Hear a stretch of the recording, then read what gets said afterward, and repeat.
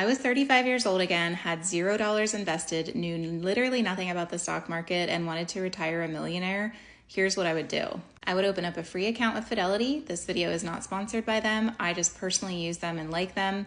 They allow you to buy fractional shares. They have great customer service and they have been around a long time, so they seem to know what they're doing. If you care about taxes in retirement, I would open up a traditional or a Roth IRA. The biggest question being, do you think you'll make more money in retirement than you do now? If yes, pick Roth. If no, pick a traditional IRA. If you don't care that much about tax efficiency or you want penalty-free access to your money before you're age 59 and a half, then open up an individual brokerage account. They're all free.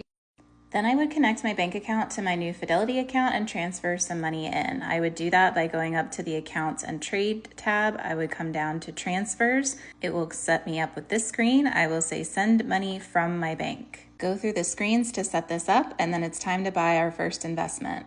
I would do this one of two ways. I could either go to my Accounts tab again and go to Trade, or I can also come over here to Quote. If you're not sure what investments to buy, I would recommend a low-cost index fund or exchange-traded fund, otherwise known as an ETF, like VOO, which tracks the S&P 500, or VTI, that tracks the total U.S. stock market. For this example, I'm just going to choose VTI.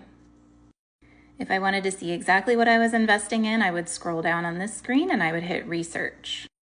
Once the screen pops up, I would come over here and click on Composition, and then I would scroll down to see a graph of the holdings and what companies are listed in the stock. You can also click to see a listing of the entire holdings of the stock, and you can see here that VTI includes 1,172 companies. Now, I don't know about you, but it would be really difficult and expensive to buy 1,172 single companies. So if I buy VTI, I am buying a share in all of these companies with one click. If I like the companies within the stock, I will hit Buy. You will fill out this screen, which you'll select the account you want it to come out of. You will select the action, which is to buy. You will select the quantity, which Fidelity allows you to buy fractional shares. So I would just take my $1,000, divide it by the share price for VTI, and that would be the maximum amount of shares that I could buy right now. Then I would hit Preview Order, make sure everything looks right, and I would hit Buy. Congratulations, you have just become an investor.